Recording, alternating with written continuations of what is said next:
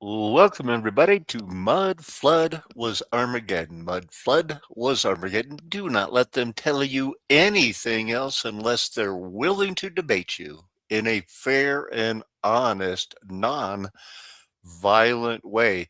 I have a feeling something might happen. I want to make this more of a stop and drop talk, look at what's going on, look at the atomic weapons of China and Japan, try to put things in perspective on a video I saw today from the Chinese perspective, the Japanese perspective of what was going on. And I think I'll be able to tie it in. I'm going to have to share the screen. I did everything else, got the all going on. So now I can share the screen. We're going to have some good old memories today and encourage anybody, Luther, that if they have a topic, because, I'm early, I want to stay on till at least 7 o'clock. I think another shoe is going to drop. We can check in on, you know, our Roman Catholic hero of this drama cycle, Candace Owens, went and saw the charismatic Roman Catholic leaning Shabbat Shalom, Daddy's Home, and all of that. So anything you guys see in the news and you want to touch on, do it. That's kind of what I got going here. I didn't I didn't have the screenshot. Now I do. There it is. A few pictures. Is this a Candace Owen? Oh, I can feel it. Oh, this guy, that I thought he did pretty good handling it. That's the last picture. Oh, I was looking for some. There's the thumbnail I went with. That is San Francisco on the other side of the bay. While they were doing that miraculous build of San Francisco, the Golden Gate City, they had to build around this old star fort because they built this too. That same year, they figured, here comes all those ships. We're going to need this star fort as a coastal defense. And then much later, they said, before they knew about people could get the bends if they stayed underwater without oxygen, they built those things 110 feet deep. They call it impossible. That's a star fort, baby. I don't know what they got. How far does it go back? Was that it? That's it.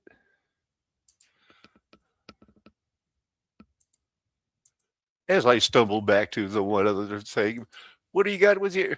What is that Simpsons prediction? I am going to look that up right now. Simpsons prediction, because Zach Mack would not be bringing it up twice.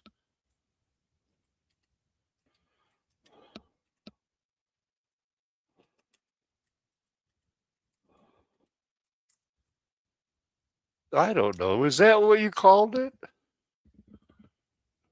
These are insane, man. Oh, I get it.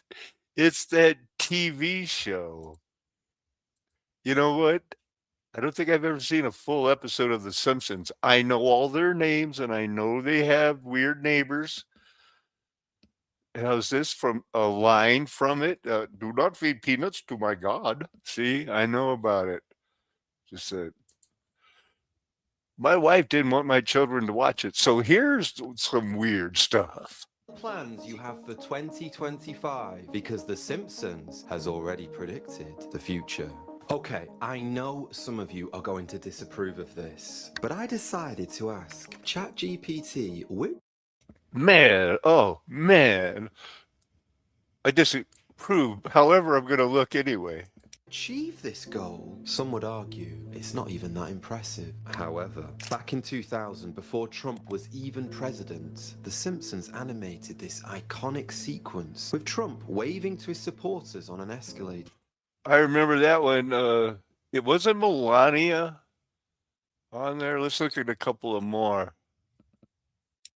15th of November, as you know, Trump announced that he would be rerunning for president again in 2024. Okay, we might need the Trump surname later for when I show you the ChatGPT's predictions for 2025. But first, allow me to show you the other biggest coincidences between The Simpsons and real life. Have you ever heard of the God particle? Admittedly, I don't really like the title, but in an episode in 1998, Homer came up with the mathematical equation for the God particle on a blackboard. This is 14 years before physicists had even discovered it. Am I the only one? Wow. Okay, we know these, but when you get hit upside the head, I mean, because we've been Charlie Kirk, Butler, Pennsylvania, Donald Trump upside the head for a while now, and we forget that, man, they covered up the flat Earth. Notice at the bottom it says a division of Walt Disney and Co. So you tell me, how did they know that 21 years later this would really happen? And I'm going to go out on a limb here. This guy's not from the United States. Simpsons 2025 predictions according to ChatGPT. Well, I can't wait for your opinion on this, but some of you I know still need convincing that this isn't anything more than just one big coincidence. And guys, I'll be this would later happen in 2018. And although it is a little bit more difficult to explain, I do believe some of these predictions are actually just copied. I remember that one where they did the weird opening of the Olympics. That was recently. Difficult to explain. I do believe some of these predictions are actually just copied by the mainstream media to gain more publicity and thus gain more viewers. If you need proof of this, take a look at this 2012 Simpsons scene where we see Lady Gaga at the Super Bowl during her halftime performance. Are you trying to tell me that Lady Gaga wasn't aware of this in 2017 when she was You know what? That's a pretty good point. What else is true? I'm going to jump ahead. went on the cross and is recorded in John 19 verses 34 and 37. Number 10, they would cast lots for his garments. This was foretold in All right, so we're getting into where he's going over some witnessing now. Little reminder here. What do we got? What on 2004?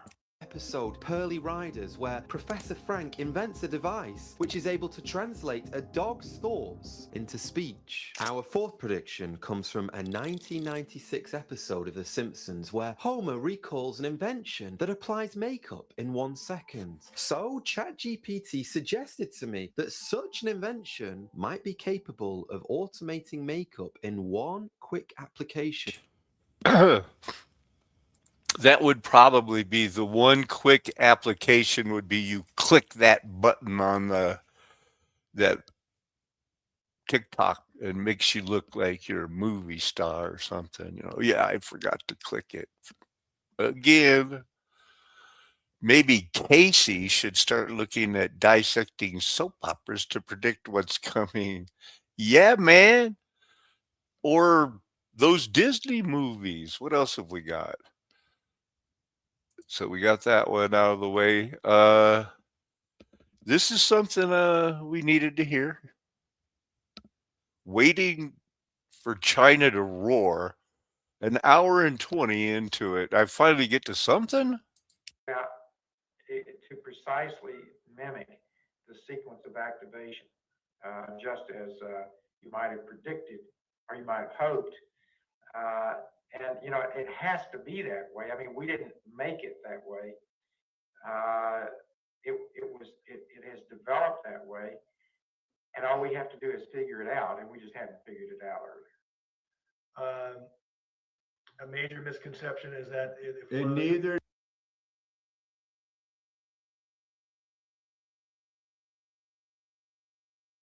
I thought we were going to get into World War II. the first weekend has all been broken up. Nature uses this action to disintegrate complexes which have lost their vitality or have died. That's the explosion. In nature, there's a continual switch from one movement to the other. alternating currency. But if the development is to occur, then the movement of the gross must be predominant. Victor investigated a new motor fuel that can be used in ordinary combustion engines, but without the dangerous waste products. Water as a constructive hyperbolic motion was the ability to bring about the synthesis of hydrocarbons suitable for fuel. Water sprayed into a cylinder and a quantity of natural oxygen is added. A light heat pressure is created by descending piston is sufficient to transform the highly potent water to gas.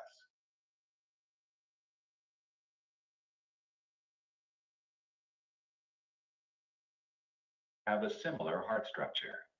The ventricular band, as described by Torrent Guasp, is divided into two loops by a fold at its center. The basal or outer loop and the apical loop, which forms the apex of the heart. The septum of the heart is formed by the crossing of the descendant and ascendant segments, which we observed in the dissection. The two apical segments loop in a helical fashion, forming the apex of the heart, which reveals itself to belong to the left ventricle.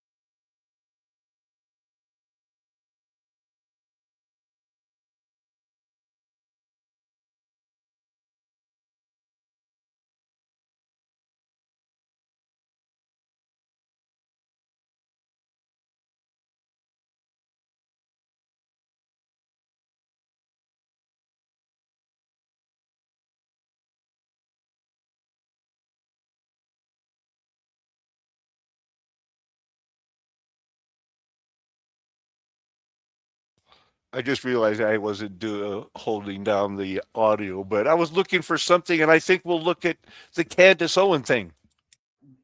What do you mean he was watching? And then So thank God for her because we would not have that footage at all of him talking about his sons. And for everyone saying, in the comments, oh, well, he didn't say he was a son. He just said, my son, Mikey McCoy, da da da da da, and Justin, da da da da da. And then he went back to Mikey. And it has been said several times. And yes, they have changed all that stuff on Wikipedia. By the way, like I think we told you guys yesterday, Wikipedia, you can edit now yourself. Well, you've always been able to. That's one of their things. If there was anything that I could say, it's that we just need to keep our eyes on God. Like, as soon as you take your eyes.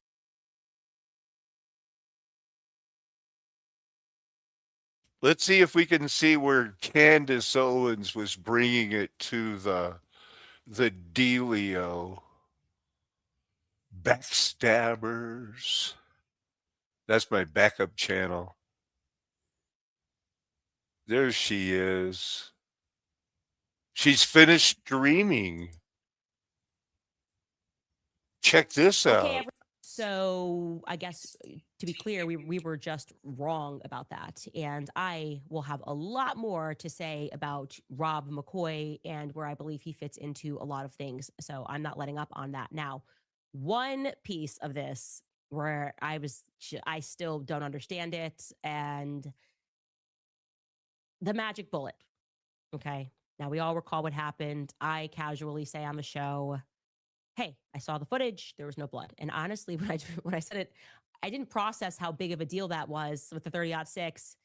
Very quickly, what happens is Andrew Colvett whips up this tweet about what happened with the bullet, and he said he wanted to address all the discussion that was being had about the online chatter. I'm obviously paraphrasing here. He says, I apologize. It's going to get graphic, but he spoke with the surgeon. The bullet should have gone through. The surgeon then explained that what he's typically seen on these wounds, and basically this was all a miracle. Charlie saved lives, even in death. And the internet clocked it, this miracle, the healthy bone. His bone was so healthy and the density was so impressive. Like, this is a quote, by the way. His bone was so healthy. I want to read it. This is allegedly from a surgeon. Quote, his bone was so healthy and the density was so impressive that he's like the man of steel. It should have gone through and through. It likely would have killed those standing behind him too. And we were just like,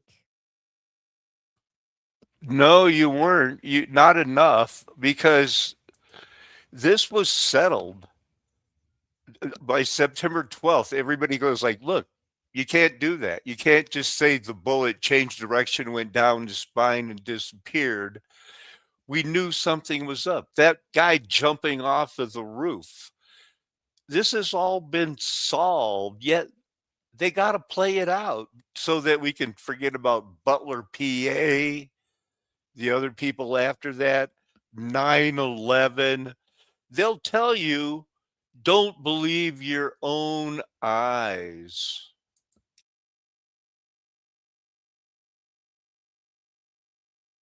"Eeh." That kind of was like the beginning of the WTF, right? I feel like that was kind of the beginning of it. And immediately people in the comments responded to Andrew, and he said, this individual said, this post is so fake as it would violate HIPAA. Like, there's patient privacy. You can't just call up the surgeon. And then Andrew Colbert replies and says, rest assured, I would not have posted without full permission. Now, he said he spoke to the surgeon, and they confirmed that Andrew spoke to the surgeon, but that they did not know that he was going to write that tweet. They did not know that he called up the surgeon. So, like, it very much came across to be like Andrew. So we know they lie. Let's jump ahead, see what else they're lying about. This is news night, waiting for the other shoe to drop. Really, I think, surprised them, and I think surprised me, is getting back to this Hamptons retreat. The thing about the Hamptons retreat, and I communicated this with them, that makes me so uncomfortable is how many little lies were told. I think I've been clear about that. Like, Seth Dillon definitively pressed Charlie at this event, whether it was in a hypothetical, which it was in a hypothetical, but he got fired up in the hypothetical of Charlie discussing potentially tweeting something against Bibi Netanyahu. It did lead to this firecracker moment. Again, this is one of those. Again, that's what it is. It's a firecracker moment. The icons behind Candace are Roman Catholic. The arguments for Judaism in the right way is still there.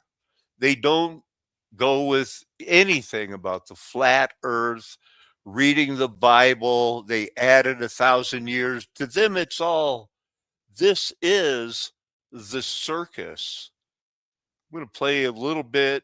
We'll come back to this. But the guy I wanted you to hear. Oh, I got, yeah, I'm missing some audio. Let me get this thing here out of the way as I check my email. See what kind of link is we're talking here. Some short ones. Let's check this out. The Simpsons predicted every American would get $2,000 checks in 2025. In one episode, Donald Trump raises a hand and declares, every American will get $2,000 paid directly from me. Confetti cannons fire. Dollar bills flutter through the air. At the Simpson house, Homer's eyes widen. $2,000 bucks? That's like for 1,000 donuts. Marge frowns. Homer, that doesn't sound realistic. The TV shows stacks of checks rolling off a printing press. Trump smiles and signs each one with a golden pen. Banks overflow with people cashing their checks. Lines stretch down the street. Security guards shout for calm as doors burst open. ATMs spit out fresh bills like slot machines. People cheer and shove wads of cash into shopping bags. Store shelves empty overnight. Everyone in Springfield starts spending. Bart buys a dirt bike. Mo turns the bar into a luxury lounge. Mr. Burns cancels payroll and declares, I pay workers when the president does it for me. Lisa studies the headlines. Man. So really that leaves only one question is, how much have you thought about the $2,000 of, like, how you going to use it? Are you going to use it to hit the road? Stay put? Let's look at another one of those linkity doo da. Go.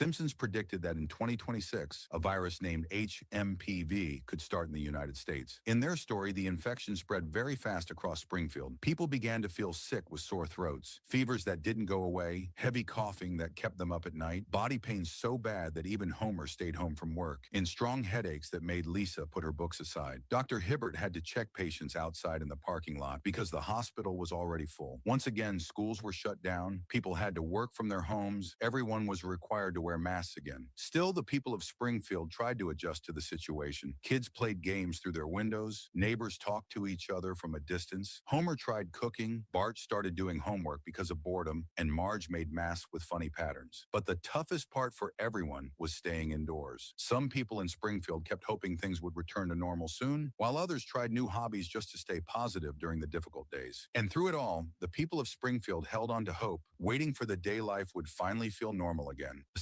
Simpsons predicted that in 20 Waiting for the sunlight. They want to feel normal, man. These are killing me. The Simpsons revealed something dark about Erica Kirk years ago, and it explains everything. This is crazy, man. In one episode, a nationally televised interview features the widow of a well-known political figure. Her posture is perfectly still. Her pale blue eyes are unnaturally bright. They stay locked on the interviewer without blinking. She smiles at the wrong moments. Her reactions don't match the questions. Viewers feel uneasy. The interviewer shifts uncomfortably. In the Simpson house, Homer squints at the screen. Why does she look like that? Marge leans closer. I think we should change the channel. Bart frowns. That's the creepiest interview ever. Lisa rewinds the clip and studies the same moment again. Maggie starts crying the moment the camera zooms in. In Springfield, theories spread fast. Phones light up across town as clips replay again and again. At Moe's, patrons argue over whether she's grieving or rehearsed. Empty glasses sit untouched as the debate grows louder. At the Quickie Mart, customers whisper about body doubles. Someone pauses the video, zooming in on her eyes. At City Hall, employees pause the video on a frozen frame. They stare at the still image, convinced something is off. Local radio hosts speculate late into the night. Shop windows keep the footage playing on mute. The Simpsons revealed something dark about Erica Kirk years ago.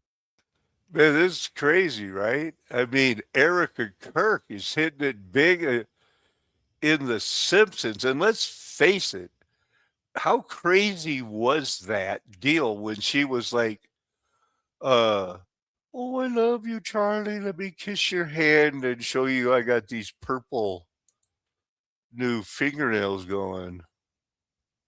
Back on the market, seemed like.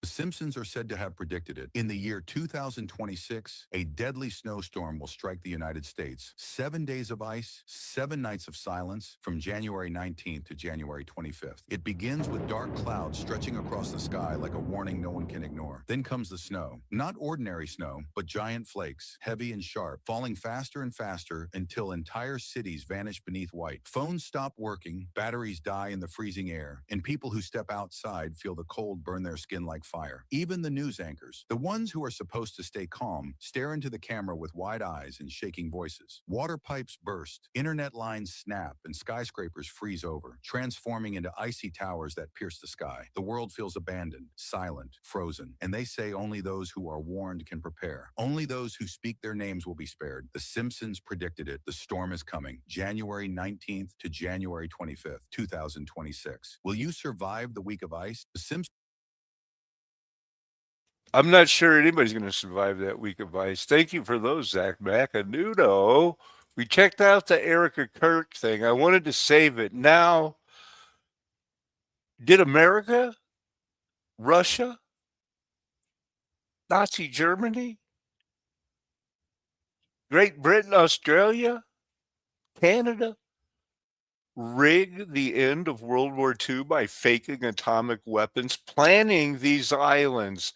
I want to emphasize that again. The islands that you're going to hear him mention, they're the ones they're fighting about. Oh, who really has sovereignty? That's my island. Right. Yeah, we don't know, but it's crazy. Everything is nuts nowadays, man. Check this out. Which they rarely mention, that the West has been breaking its own rules since day one. Few cases expose that contradiction more clearly than the San Francisco Peace Treaty of 1951. Back in 1942, in the middle of the World War II, the Allied powers, United States, Britain, the Soviet Union, China, and 26 other nations signed the Declaration of the United Nations. They pledged that they were engaged in a common struggle against the savage and brutal forces seeking to subjugate the whole world. And the key was clause 2.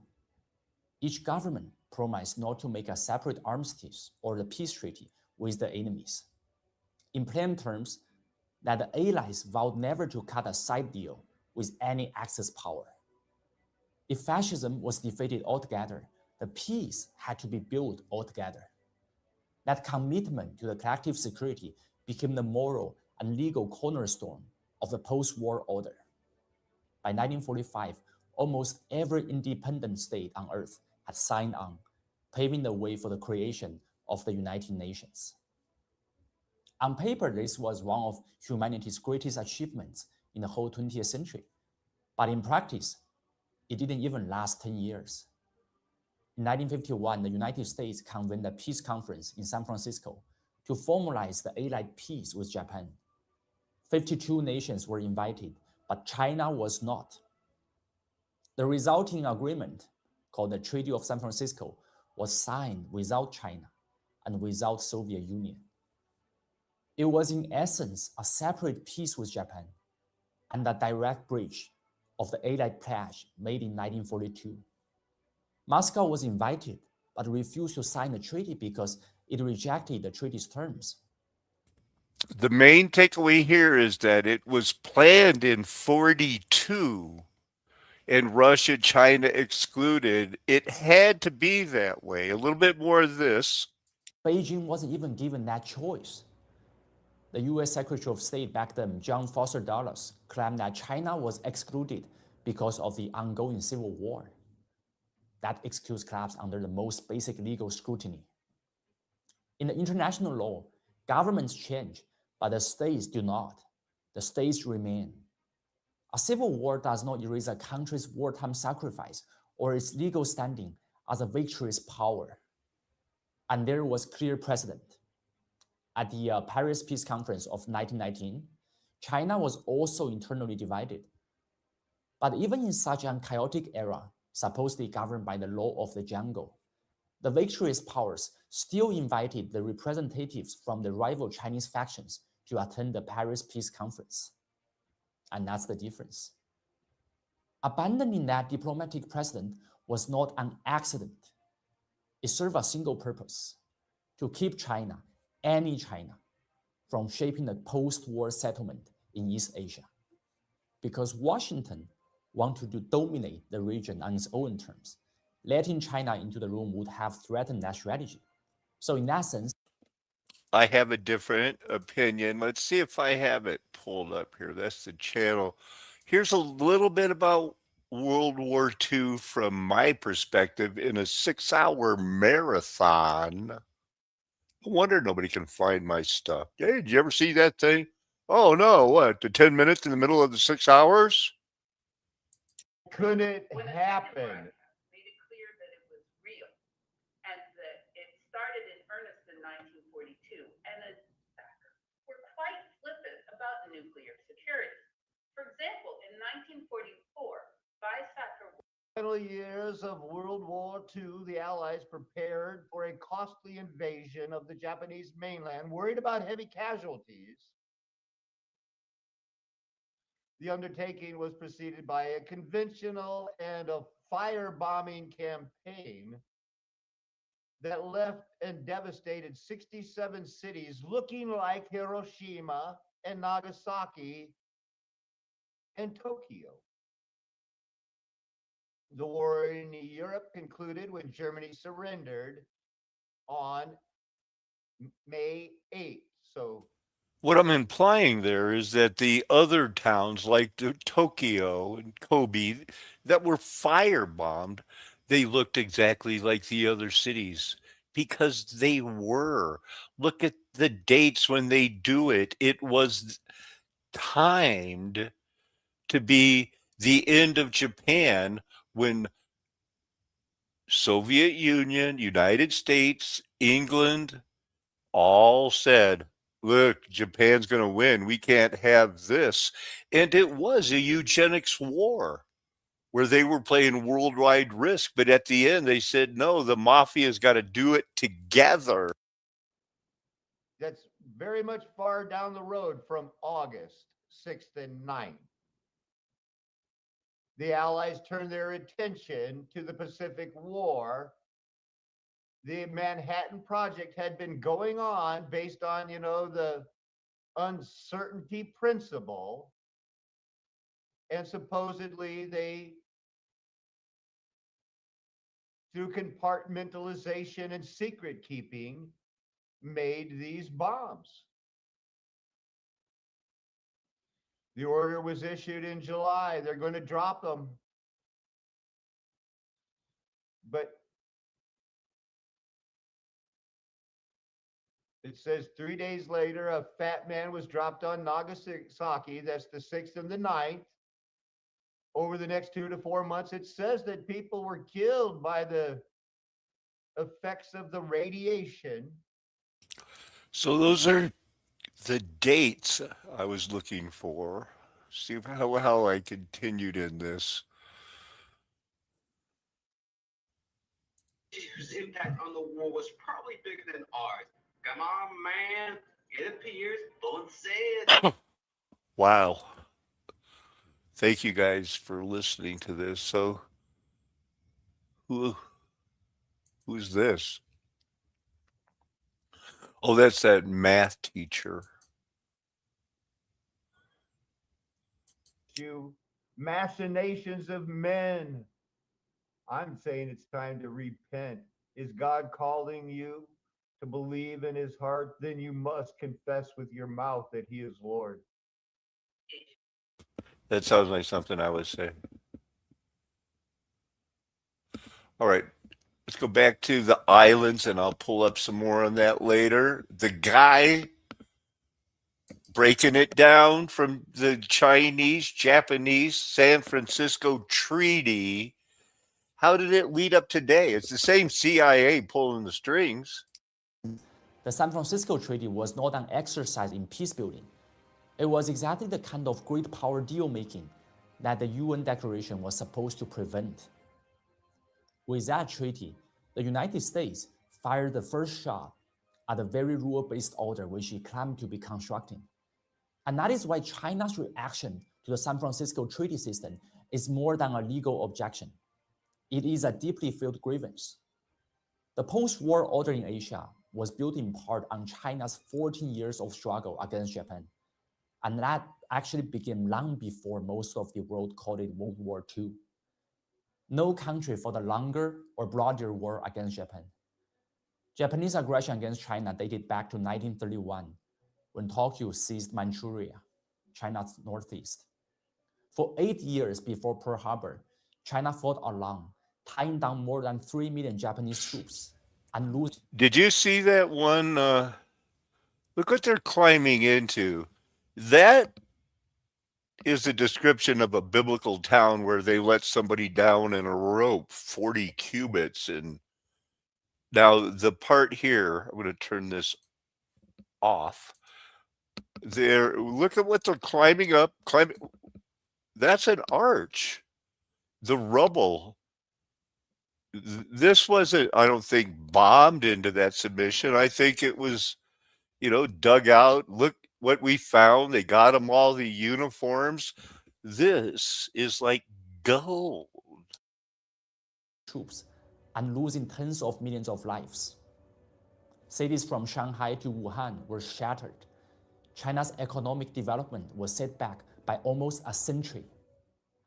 By 1940, as the war spread across Europe and the Pacific, China's resistance had become the bright spot in the whole Allied camp. And the United States wasn't even in the war back then.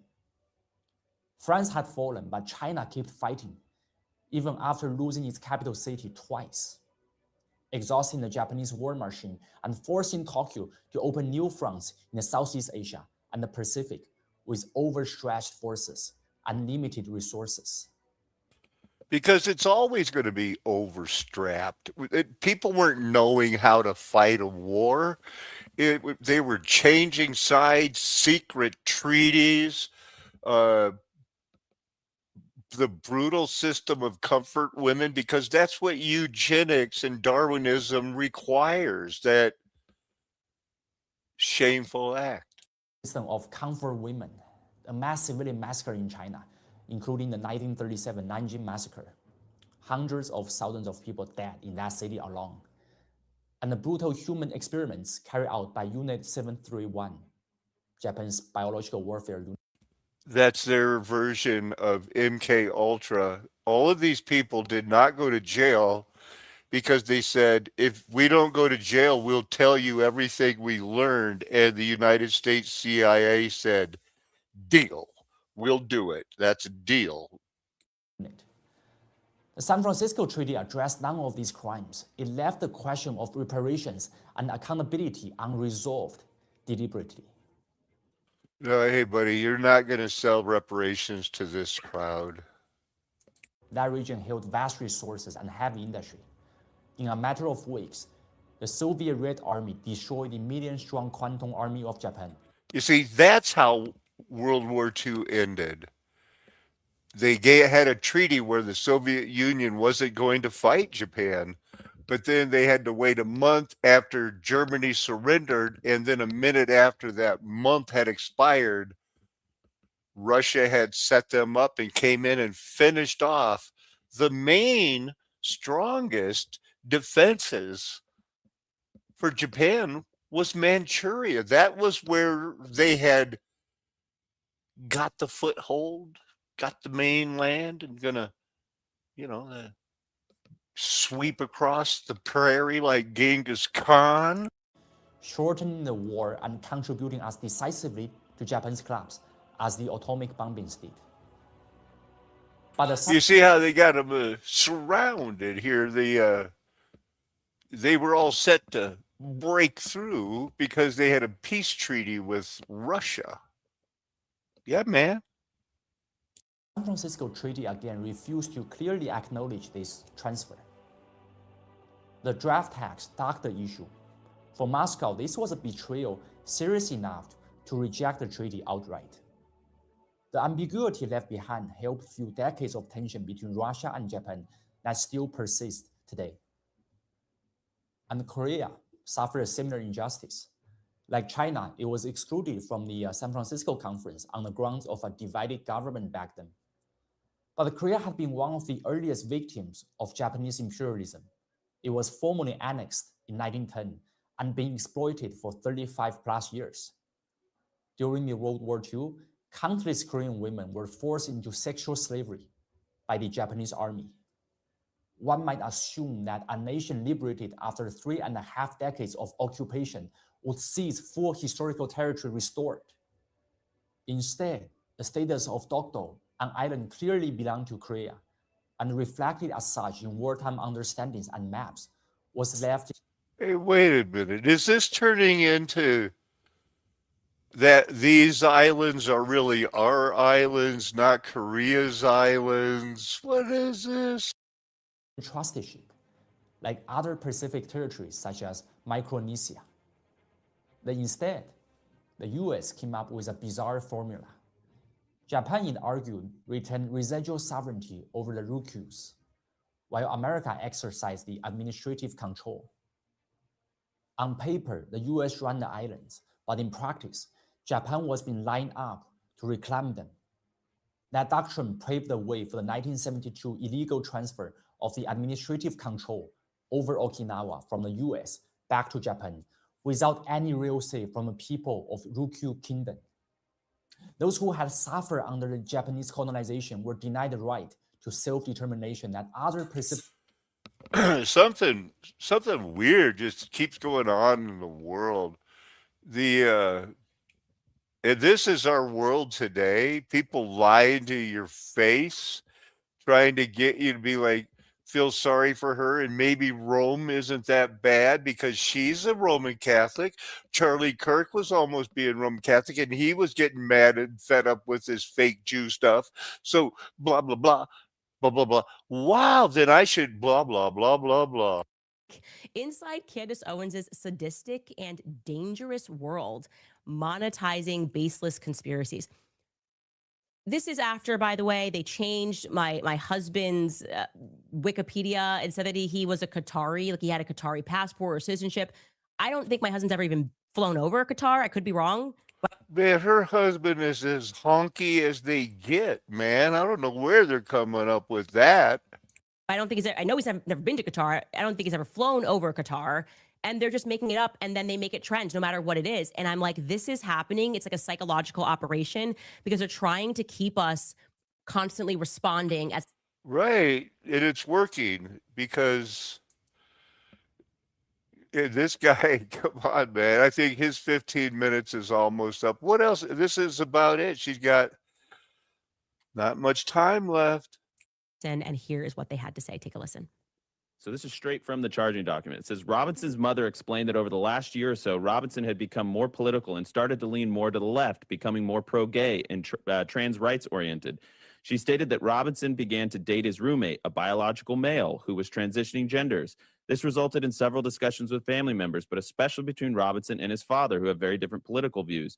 In one conversation before the shooting, Robinson mentioned that Charlie Kirk would be holding an event at UVU, which Robinson said was a, quote, stupid venue for the event. Robinson accused Kirk of spreading hate.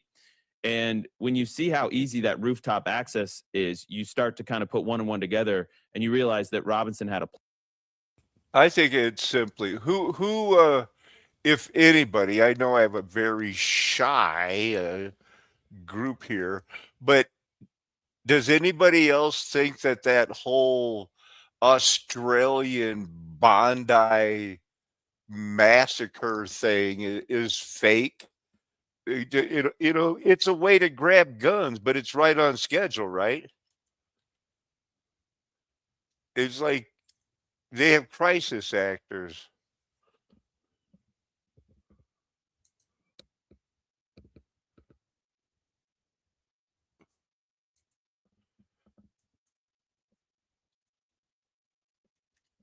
You gotta search around, man, because sometimes they won't want to do it. They want you to believe it. Oh man. Anyway. You see the man in white there running up and tackling that suspected gunman. There is a struggle. They say he doesn't know how to use the gun. Plus, this fella's son shoots this guy twice. There's cops everywhere. And you can see he appears to wrestle what looks like a shotgun out of that man's hands. Now, the individual in white has not at this point been identified, but local leaders are hailing what they say were extraordinary acts of personal courage by people who just jumped in at the scene. It is very likely that that man saved some lives by appearing to disarm that gunman. We know that at least 29 people were taken to hospital. Among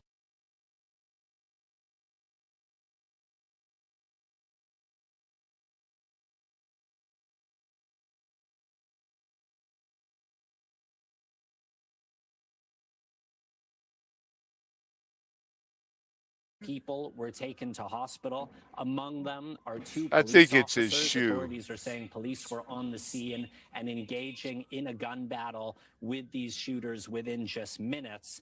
Police are also saying that they found a car linked to the killed gunman, which does appear to contain improvised explosive devices. Now, the bomb squad there in Sydney is probing that vehicle. They are looking for more clues. They are looking. There's a lot of people. I'll check my algorithm. I know some of the people that I watch. They're going to be highly skeptical. Uh-oh. Oh, no. There we go. This guy here, he's going to break it down. False flags, Bondi Beach.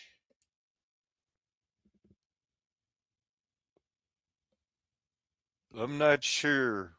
Or we see there's some pro-Trump thing. I'm probably Israel makes this guy feel unsafe. Long COVID coming back, maybe. Comfort women. They must have heard me talking to you. James Lee, bring it home. Is it anti-Semitic to point a finger at the one settler colonial state that benefits from anti-Semitism, that justifies its existence on the proliferation of global anti-Semitism? Something I've always been told is that the best predictor of future behavior is past behavior. And today we're talking again about the deadly and horrific attacks perpetrated against the Jewish community yesterday in Australia on Bondi Beach. It's a place already famous across the world, but now Bondi Beach has a new indelible legacy, the scene of a mass slaughter of Jewish people celebrating the first day of Hanukkah on Sunday.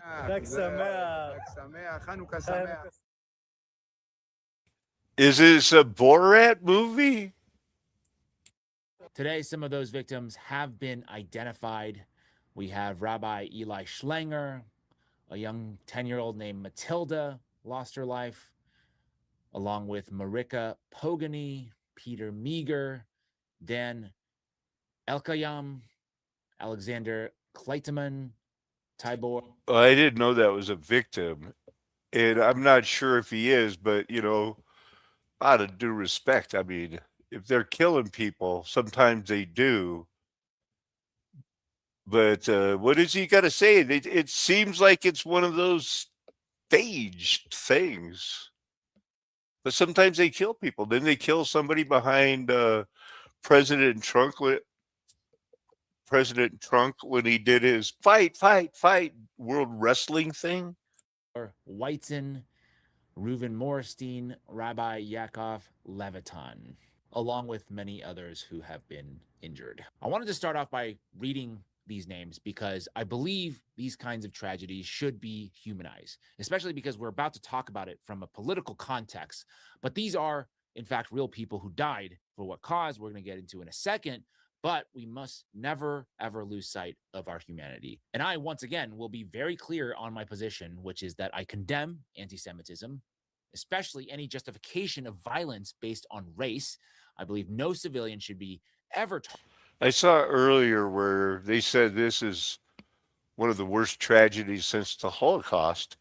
And then they showed a picture of Gaza's completely leveled. And they compared that to a genocide and this to, you know, a school shooting where these people go crazy. We don't know much about the shooters yet. We know what they're like in the United States. They're on drugs and think they're the wrong sex. A lot of them. Targeted because of their race, creed, ethnicity, nationality, any immutable trait, which is more than I think what some other people out there are willing to say. So what really happened yesterday? Was it just an act of two hateful loonies, or could something much darker be going on? We talked earlier about the Israeli concoction of anti-Semitism, how anti-Semitism often is either faked or exploited in order to advance Israeli objectives and to justify Israel's existence as a supposed sanctuary for the Jewish people. There's a fascinating investigation taking place in Australia, and I think it will soon turn into some kind of cover-up. That was legendary journalist Max Blumenthal, and he points us to an ongoing investigation that anti-Semitic crimes in Australia might be funded by overseas actors. He says that the Australian police are investigating whether, quote, overseas actors or individuals are paying local criminals to carry out anti-Semitic crimes in the country. Prime Minister Albanese says that anti-Semitic attacks are, quote, being perpetrated by people who don't have a particular issue, aren't motivated by ideology. Well, that would certainly change the perspective. What else you got, James?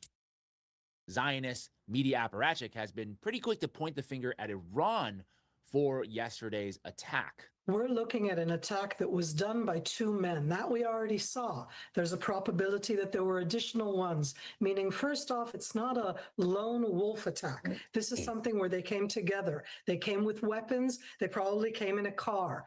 With the possibility of a car, you could have additional weaponry out there. You could have explosives. This could have been, let's first attack the Festival of Light, the Hanukkah festival, the Jews on the beach, and then in addition, add in additional types of weaponry, as I say, explosives of different type. So when we're talking about a heightened level, I'm assuming that right now the New South Wales Police that the Australian Prime Minister just mentioned are looking at these different men, who they were connected to, where they were. Are there additional explosives? Oh, isn't that interesting? An IDF intelligence officer going on to Fox News to claim that it is not a lone wolf attack, what happened in Australia yesterday. It was, in fact, potentially a terror cell. The Times of Israel is reporting that Israel's Mossad notified Australian intelligence about a month ago that Iranian-backed terrorists in the country were planning to carry out attacks on Jewish targets. That, my friends, is probably as close to a trust me bro source as you can get, which is a trust me bro source. Are those count now?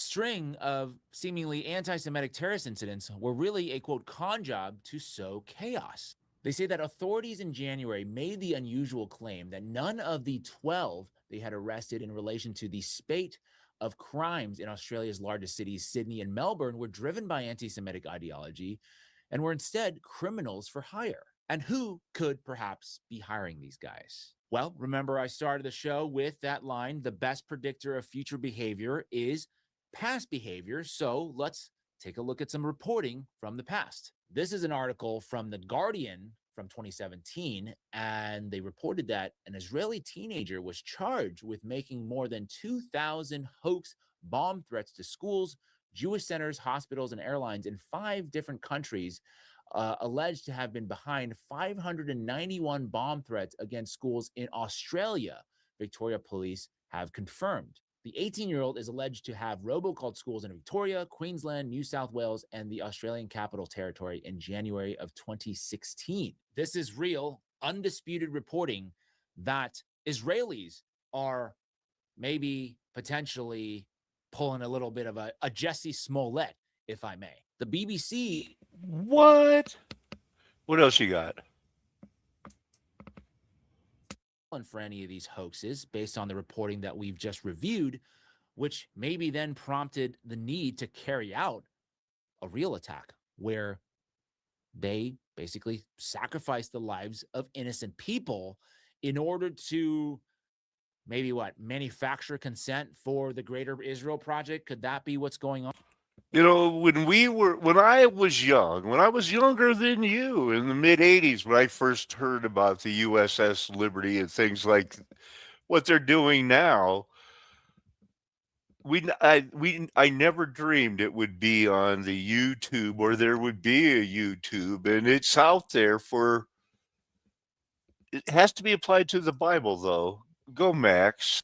Existence on the proliferation of global anti-Semitism and which has historically exploited the plight of Jews around the world for its own benefit. Just to clarify, I'm not coming to any conclusions. I'm not saying I have the smoking gun here, but what I am saying is that you can sure as hell bet that there is way more to this story than they're willing to tell you. And the last thing I'll say is I don't know for sure the level of. Well, it keeps getting bigger and bigger. I'm gonna see what's on my algorithm because there's these guys there showing that the one guy was that had blood on his face, giving it. I was there at the shootout at the bar mitzvah, set up for global failure. That was even before. I get a kick out of these catch the cops in their lies type of things. Reaction to Rob Reiner, another Dan Bongino. I cannot believe people ever listened to him and took him serious, but I guess that Fox News is a thing.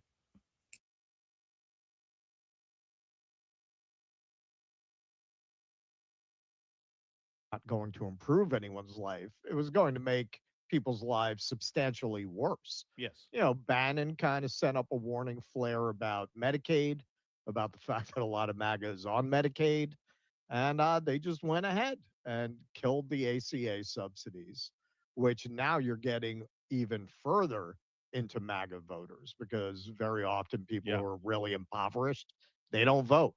Right. Now you're really getting into the class of people who vote, the Right. people who can afford health insurance and maintain it, but need those subsidies. Right. You're going to double their health insurance. What are people getting out of this? The torture porn of seeing. I cannot imagine people having to have their health insurance doubled. That's crazy. Immigrants beat up. That's it. That's all you have to offer them. You know, you gotta be pretty rich to think like that in the first. They do get them set up. What do you got else on Candace? How do they make long distance work? When is the engagement? Ha ha ha. Tomorrow at 6 p.m. So here's the trailer that she dropped for this. To be joined by Cash and his beautiful girlfriend Alexis. So I just want to clarify, you're not Jewish. I'm not. You are not from Israel. No. So how did we get to, are you a Mossad agent? You know, that's a great question. Where's her ring? Just You know, he solved that one crime in 33 hours, and he was on TV too.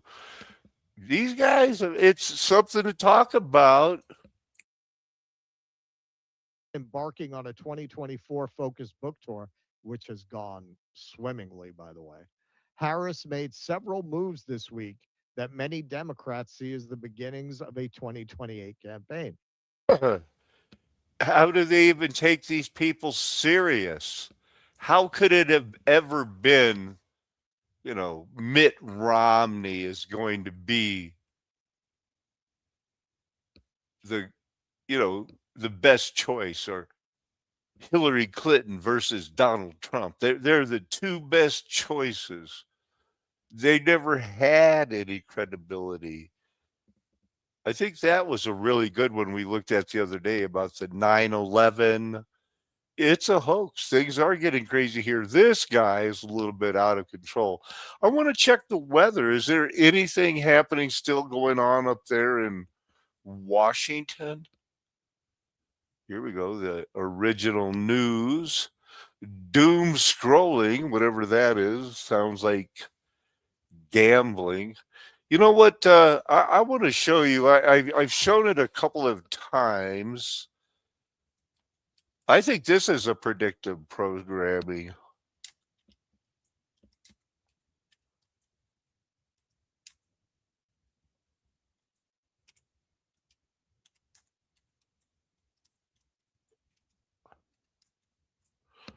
There it is. Does he predict the gambling situation? So you're going to bribe some senators to legalize gambling? Legalize sports gambling.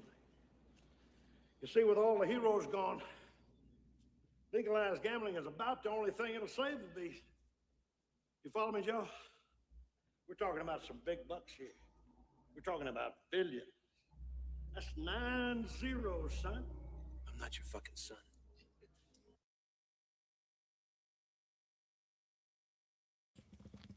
Do you ever see this movie? It's kind of one of those ones that here's some cussing parts of it.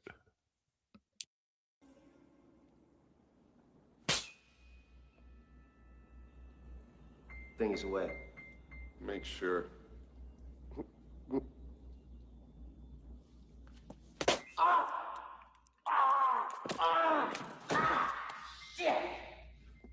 I'm awake. So anyway, he ends up punching this guy in the nose and making him go away. So actually, I was going to go until about 8 o'clock. If does anybody have any links or topics?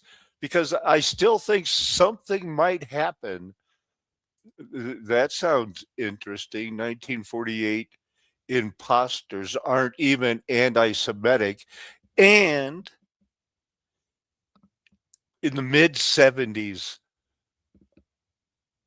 the late great planet Earth. Unless you were there, it's hard to describe how popular that book was and how all of a sudden, because it was right on the tail of the Eric von Daniken and the Garden of the Gods and all of that stuff. So that's pretty interesting. And it really is so fake and obvious.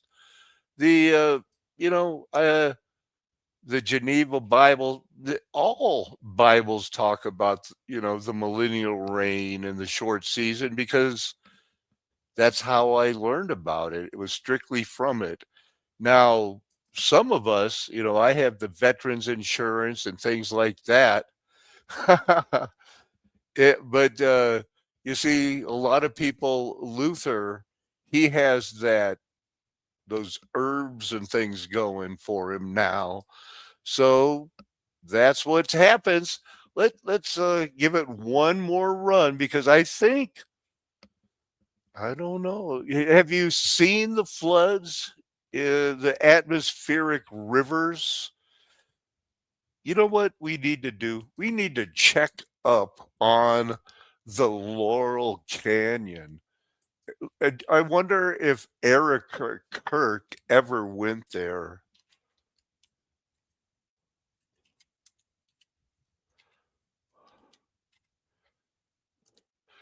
It's where that Jolly West and everything else was. We're looking for something new. Not too long, but something kind of recent. Because we don't want your old news. Rock essentials. No, we're looking for more along the conspiracies. Did it change music? Notorious locations? Secret photos?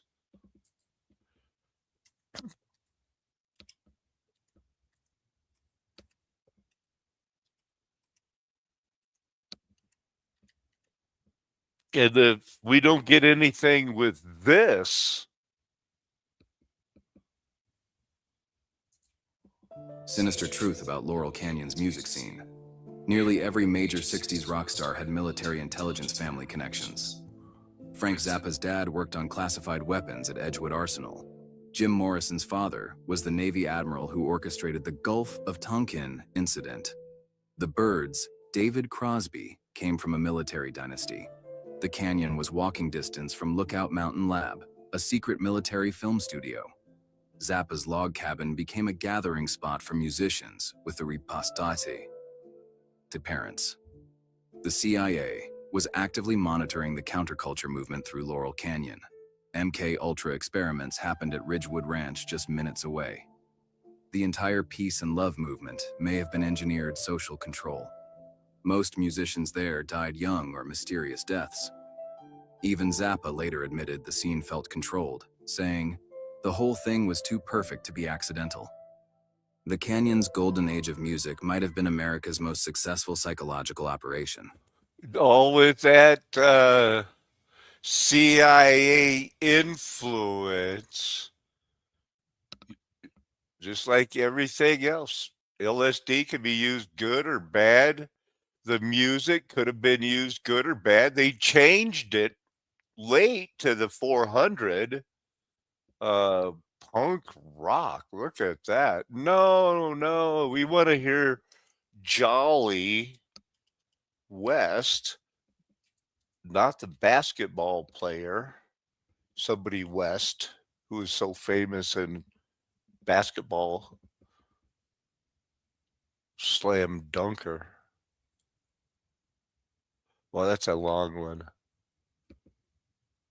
You ever heard of Jolly West? Jolly West worked for the CIA under MK Ultra and led Subproject 43, a psychophysiological studies of hypnosis and suggestibility. Also involved in MK Ultra LSD research. This dude apparently loved LSD, but also loved studying the human psyche. He would test it on people unbeknownst to them. Would just find random people and test LSD on them. What a cool dude. So in 1962, Jolly West injected a 7,000-pound elephant named Tusco with 297 milligrams of LSD at the Oklahoma City Zoo. Because he was bored? Killed the elephant.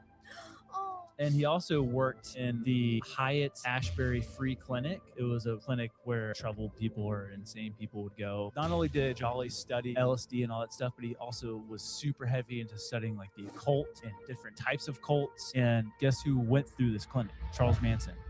Yep.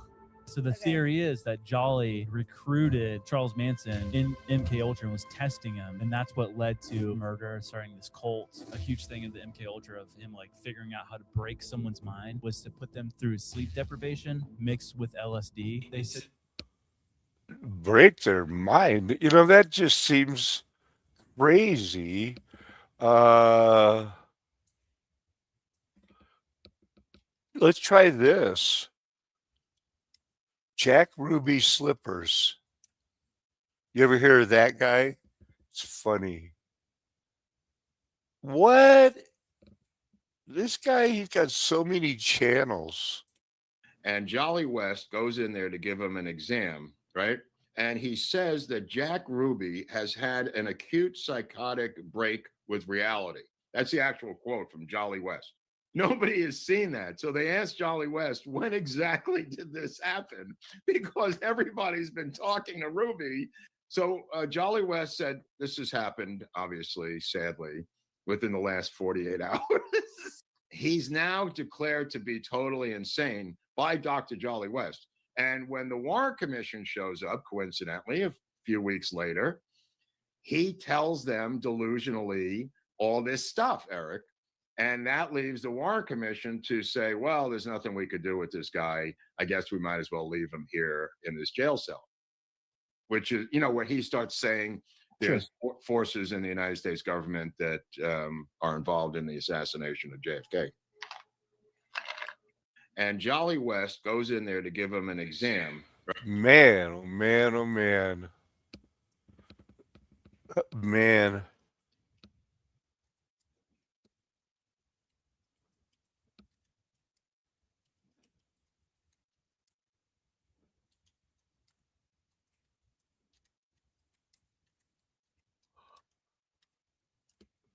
I used to be a fast typer, but now I'm not a fast typer. Oh, another Rothschild went down, but you know, I wanted to hear about Charles Manson thing.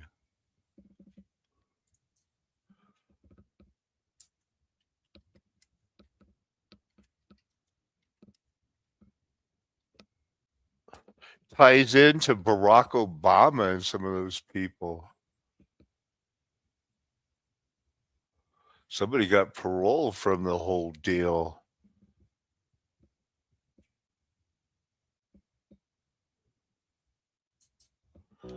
In the winter of 1968, a small band of hippie misfits began moving supplies from their compound on the outskirts of Los Angeles to a desolate ranch deep in Goler Canyon, and more specifically the mining camps of Barker and Myers ranches, accessible via the Goler Wash, a virtually impassable route up the mountains from the Panamint Valley down below.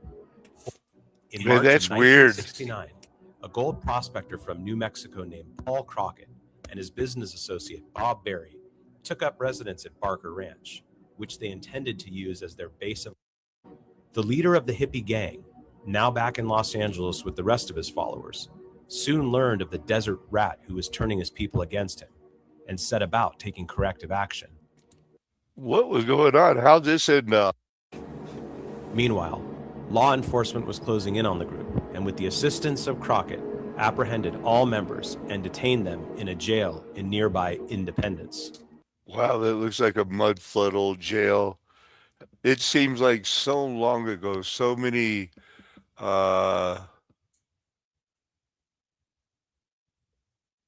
rich people.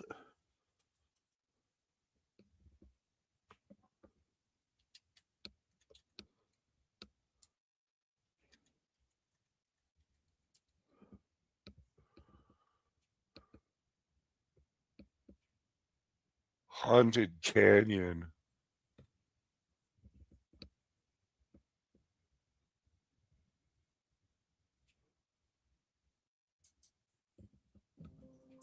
Barbara Richardson, Ron Lanius, Roy Miller, and Binny Deverell, known to their partners and rivals in tandem as the Wonderland Gang, were occasional sneak thieves and semi-successful drug dealers in the late 1970s, early 1980s Los Angeles County.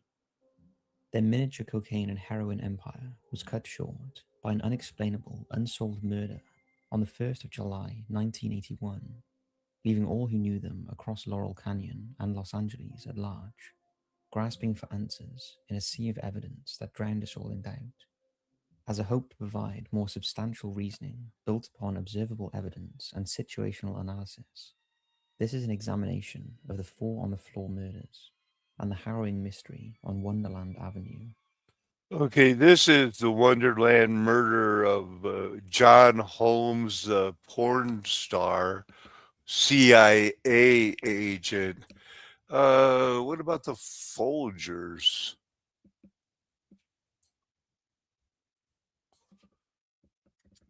They had the money too. The heiress to that was the coffee thing. That was a big deal. Frick, big deal. Laurel Canyon outtakes. Abigail story. Go. Welcome, ladies and but their primary.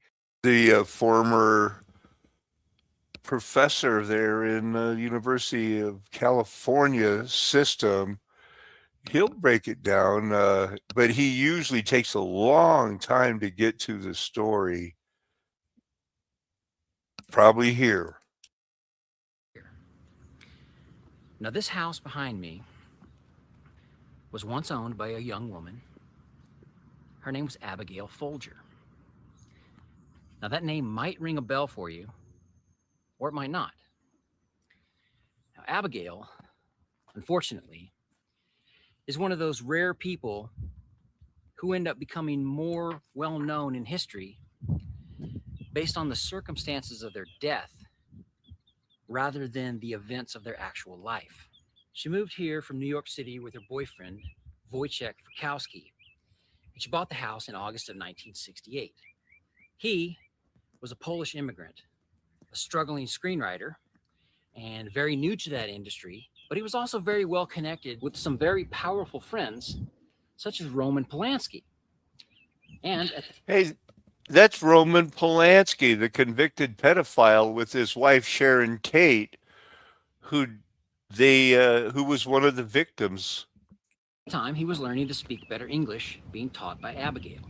She had money because, as the name implies, yes, she was the eldest child of Peter Folger, who was, of course, the CEO and the president of the Folgers Coffee Company. And Abigail was the sole heir to that family's massive fortune. She owned this house for almost exactly 1 year. And then she and Wojciech tragically became 2 of the 7 people, plus an unborn child, who were brutally murdered over the course of 2 consecutive nights in August of 1969 by members of the Manson family. Now, before we just jump... I could try to force it to make it fit into the Obama thing, because that, what's her name, Bernadine?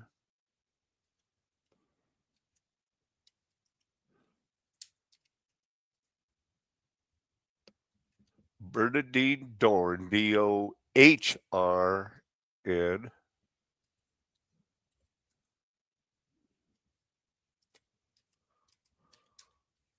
Quote about Sharon Tate.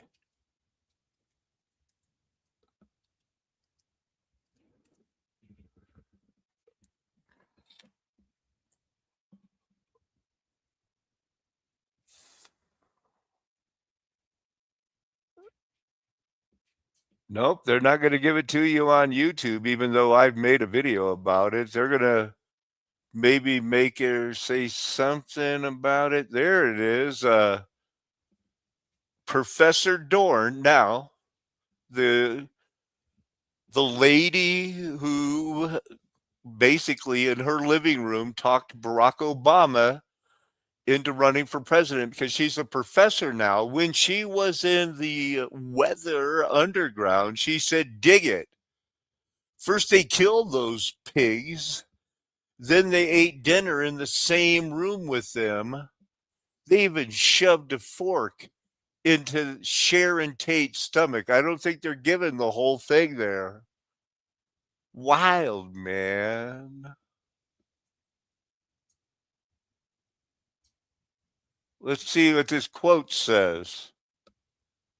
It's Bernadine Dorn about the Roman Polanski thing because she was into anything but the family, monogamy. They went through it and then they got pardoned. They were on the top 10 wanted list. It's absolutely out of control. Still fighting over the same islands. Busiest intersections. So many things going on weird. The church scam, Roman Catholicism. Nobody's making a stand on what is a salvation issue. Is it just anything goes? This is what I've been talking about. This is crazy. Developing now, a levee failure triggers evacuation in the city of Pacific. What we know about the work happening right now to fix this levee. Nearly 50 miles of Highway 2 closed because of flood damage. How long WashDOT says this closure could last. And with 2 levees failing in less than 24 hours amid historic flooding, what we know about their upkeep.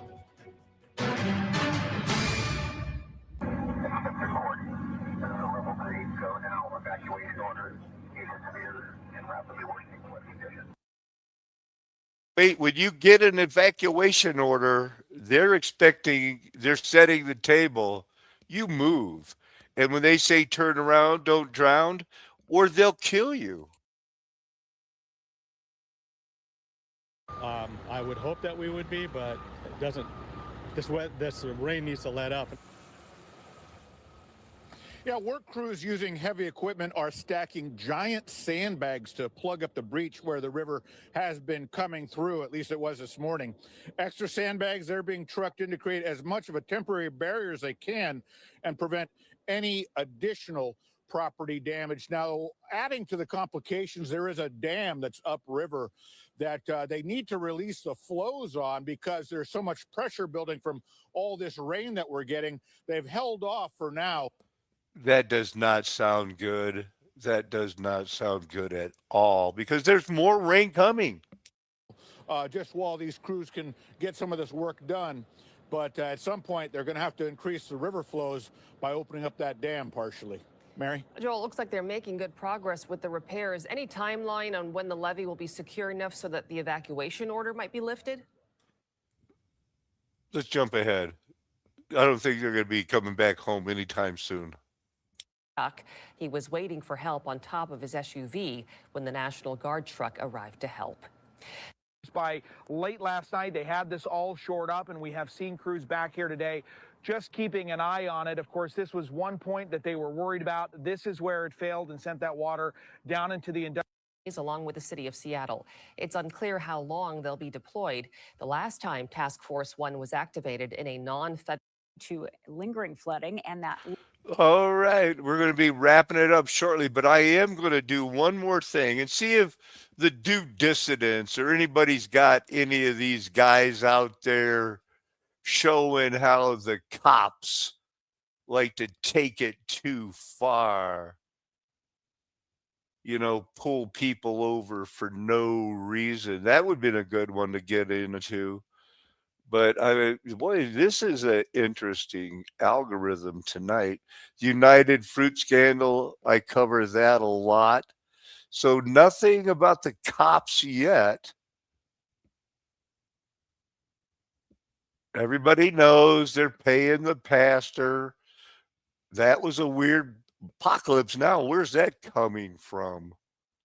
Press abandons Tiananmen Square hoax. Well, that's long overdue. The last Boy Scout, false flags, whistleblowers, it's not paying off for you. This is old. Ladies and gentlemen, the 6-year anniversary of one of the most insanely reckless acts in law enforcement history is upon us. So I decided to make a video about it to make sure you don't forget about it and also give you some updates along the way. So let's just jump right into it. At around 4 p.m. on December 5th, 2019, a man named Ronnie Jerome Hill knocked on the door of a Regent Jeweler, which is a jewelry store in Coral Gables, Florida. Ronnie was dressed up like a postal worker and he was wearing one of those old man masks that made him look like a old white guy. Now, the store wasn't really open, but the owner thought that this was a guy delivering a package from the mail, so he went and unlocked the door and just let Ronnie in. But of course, as Ronnie got into the store, he threw down the boxes he had in his hands and he revealed a silenced pistol. Ronnie was there to rob the place and he immediately started barking orders at everyone around. He even fired a shot into the ground that actually ricocheted off the ground and just barely grazed one of the workers' heads. She was like literally millimeters from being killed. Different vehicle to get into. About a mile and a half away, 27-year-old Frank Ordonez was out delivering packages for the first time on his new route. He had just completed the training for this route the day before. Everything was going pretty good for Frank's first day, and he can even be seen on some surveillance footage delivering what would be the last package he would deliver that day, or ever. Shortly after Frank dropped off that package, Ronnie can be seen entering the frame and taking over the truck. So it goes without saying that Ronnie and Lamar were not some Robin Hood heroes or citizens just trying to get by. These guys had absolutely no respect for anyone around them, and they were willing to kill anyone who got in their way. But for whatever reason, they ultimately decided not to kill Frank and took him hostage instead. Their cover was immediately blown, though, because the citizens that Frank had just delivered that package to saw the whole thing take place and immediately called 911 for 50 police cars chasing this UPS truck. Eventually, the officers were able to block off traffic, but when they tried to do a disabling maneuver, Ronnie and Lamar started shooting at them. The chase continued and lasted for approximately 20 miles before Ronnie and Lamar hit a very severely congested traffic jam full of innocent people just trying to get home from work. This is when the trail of officers from over 5 different departments converged on the truck, and what happened next was broadcast on live television. Looks now like somebody got out of the seat, but remember, on the ground here. We have police officers with weapons drawn. We have the UPS driver still in that truck. There are shots being fired. We can hear the shots being fired. You can see the All right, that's up pretty much out of control. They could have kept, the whole keep an eye on them with the helicopter thing. Wow.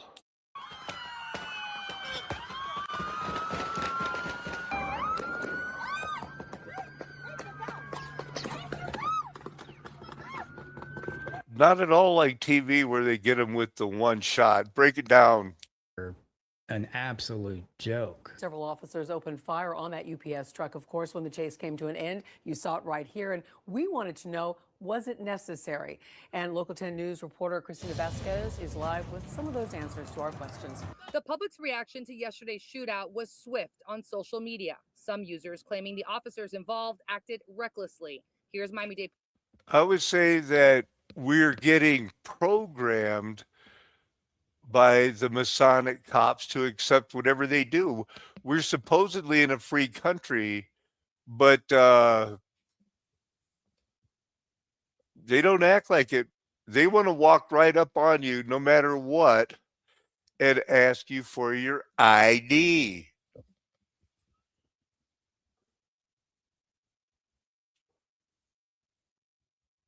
How about a short one?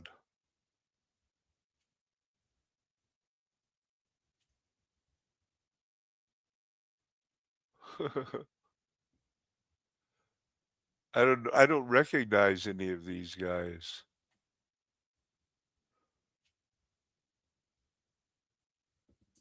What is going on today, everybody? Today we're here in Roselle, New Jersey, and we're going to be going around and doing our regular thing, stress testing the First Amendment right to record in public, seeing how the public and or the public officials... Now, I have seen this guy. He's doing it in front of dispensaries. I can see why people, don't like it, but he still has the right to do it. And the cops still are demanding ID. Let's get to demand ID.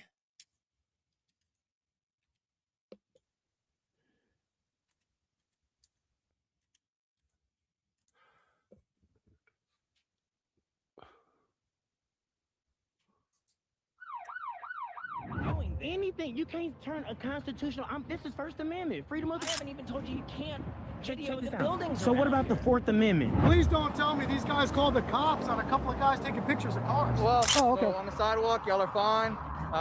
We actually never came. He was just filming on the sidewalk, but within minutes he was surrounded as if he were a criminal. I'm asking you to provide a name and date of birth that I can verify, and we can let you go. So they actually, just on my curious mind, they actually are thinking that maybe we're looking to rob them? A simple conversation suddenly turned into a shocking moment, all because of a request the citizen was never required to comply with. The man was just filming on the sidewalk, but you won't believe what made two officers rush up to him immediately. Thing. Go ahead. Between the two of us, I am the subject matter expert on the law, and that includes constitutional law. I have hundreds of hours of study and application. The seemingly friendly conversation suddenly shifted when the officers began scrutinizing every little detail. Why did their suspicion spike so suddenly? Apparently he's just out here recording the fine scenery. Yeah. Can I get your name and badge number as well, sir? Yeah, if you want, it's Bailey 0198. Thank you so much for being professional. You doing all right today? I was just hanging around. It ain't as cold as I thought it would be. Oh, yeah. Somebody would, so, again. My truck. This is your truck? Yes, sir. Are you the only one in here? He left? He left. Where'd he go? Down the street. He went down the street? Yes, sir. My friend hit the curb over here and apparently stripped a lot of tires. And, That dude seems drunk to me, man. Let's see what else they got to advertise to us here. Nothing? Nothing with the bad cop. Stop arguing, man. This looks like a short one. It'll be the last one. Including certain Ford of the local sheriff's department. The core issue, can a citizen legally refuse to show ID if they're not suspected of a crime? This situation highlights your First Amendment right to record and your Fourth Amendment protection from unlawful detention. Stay tuned as we analyze how this moment unfolded, and a special thanks to... Why not? Why not? Yeah. Well, raise a little bit of suspicion. It's not illegal, though, right? It's not illegal, however, it is suspicious in nature. With it being as, what it is. So, you have a vehicle with you? I'm not answering any questions. Like I said, I explained to him I'm a journalist gathering content for a story. You have an ID with you? And so he's already confirmed I'm not breaking any laws. So. Well, we're still talking to you. We need to identify who we're talking to. I can't hear you. I'm sorry. We're trying to identify who we're talking to just because it was called out that there was a suspicious person walking around taking photographs. The way things are right now, we at least need to identify who we're speaking to so we can make a notation that you were in the area, who you were, and what you were doing. If you're taking photos, that's fine. Like but we still need to find out who we're talking to. Who I am is investigative journalist gathering content for a story. Okay, I need your name now. I'm taking photographs. So that's perfect. Unless I'm being detained. Am I being detained? It's an investigation, so you're being detained. Right? I am being detained? You are being detained until we can figure out who your name is. I'm giving you a chance to give me your name. We're conducting an investigation as to what you're doing. Therefore, I'm asking you for your name. What reasonable articulable suspicion do you have that a crime is afoot? You're in an area taking photographs of a power plant. He's taking photographs of a power plant. Jeff calmly asserts that he is an investigative journalist filming from a public space with no weapons and no illegal activity, yet officers detain him based solely on suspicious behavior, a vague term not supported by reasonable articulable suspicion as required under Terry v. Ohio, 1968. Jeff invokes his Fourth Amendment protection against unlawful detention and challenges the officer. Well, I would suggest, study up on this. It's going to be like, do you have to wear a mask? And, do it at your own risk, because they will take you to jail. The Freemasons are in every town. The cops are some of their last and best customers. We're not getting a fair shake because the mud flood was Armageddon. They added 1,000 years, and somehow our grandparents or even our parents were in on it. They didn't get lobotomized or sterilized. They got to breed and take us to school and learn about the globe.